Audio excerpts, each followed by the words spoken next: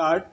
सभापति महोदय, भावनाओं और सुंदर कल्पनाओं से सुसज्जित यह एक सुनहरा सपना है जिसके ऊपर आज हम विचार कर रहे हैं।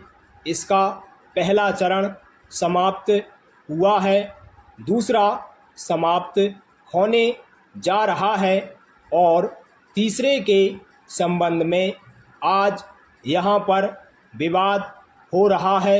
यद्यपि यह एक स्वप्न है जिसको हम साकार करना चाहते हैं, परंतु इसके साकार करने के लिए हमें कुछ बातें निश्चित रूप से तय करनी होंगी तथा हम इसको साकार करने में सफल हो सकेंगे। पैरा, इस समय जो सबसे बड़ी और महत्वपूर्ण बात है वह है जीवन उपयोगी वस्तुओं का मूल्य निर्धारित करना। हमारा पहला प्लान आया और जनता ने उसका स्वागत किया, दूसरा प्लान आया, उसका भी स्वागत हुआ। हम सोचते थे कि इन प्लानों के कार्यान्वित करने से हमारा जीवन मान बढ़ेगा, देश उन्नत होगा, देश नवनिर्माण की ओर बढ़ेगा, हम तरक्की करेंगे। परंतु क्या वास्तव में यह बातें हुई हैं?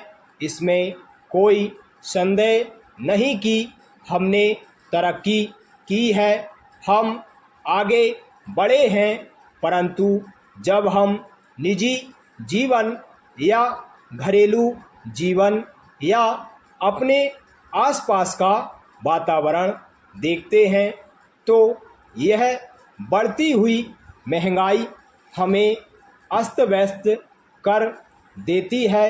मैं सरकार से कहना चाहता हूँ कि तीसरी पंचवर्षीय योजना के काल में हमें बहुत सी सख्ती से जमकर मुकाबला करना होगा।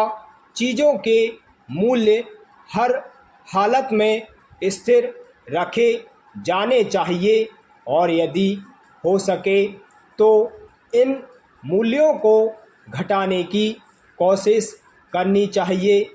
आज जो हमारे शहरों में बेकारी है उसका सबसे बड़ा कारण यह है कि हमारी पढ़ाई का वही पुराना ढंग चला जा रहा है।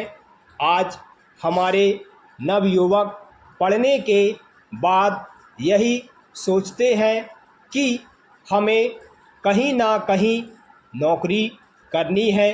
यदि हमको अपनी तीसरी पंचवर्षीय योजना को सफल बनाना है तो इसके लिए अत्यंत आवश्यक है कि हम अपनी पढ़ाई के तरीके को बदलें। पैरा, आज हिंदुस्तान की सबसे बड़ी समस्या गरीबी और बेकारी को ख़त्म करना है। ये दोनों बीमारियां हमारे समाज के अंदर कैंसर की बीमारी की तरह से हैं। आज तक डॉक्टर नहीं समझ पाए कि कैंसर की बीमारी के लिए कौन सी दवा उपयुक्त है। वित्त मंत्री जी इस विधा के विशेषज्ञ होते हुए भी इस बीमारी की असल दवा हमें बतलाने में असमर्थ रहे। यह ठीक है कि बेकारी की समस्या को वह महसूस करते हैं, लेकिन हम देखते हैं कि जैसे जैसे हमारी योजना का काम आगे बढ़ता जाता है वैसे वैसे यह पता लगता है कि बेकारी भी उस गति से बढ़ती जा रही है गरीबी का सवाल बेकारी की समस्या से जुड़ा हुआ है। अगर लोगों को काम मिलेगा और बेकारी दूर होगी तो देश से गरीबी भी दूर होती जाएगी। पैरा मेरे एक मित्र ने अपने विचार प्रकट करते हुए अभी कहा कि देश की उन्नति के लिए नागरिकों को त्याग करना चाहिए।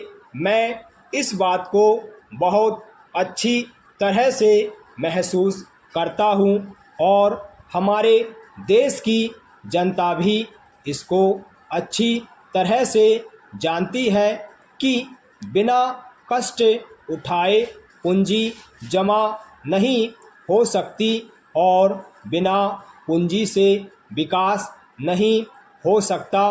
परंतु सिर्फ इस सदन में खड़े होकर कह देने से पूंजी नहीं बढ़ सकती। जनता हर तरह से सहयोग करने को तैयार है, परंतु उसे रास्ता आपको दिखलाना चाहिए।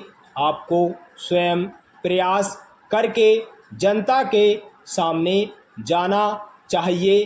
तब आप विश्वास रखिए, जनता हर तरह से आपकी मदद करने को तैयार होगी। स्टॉप।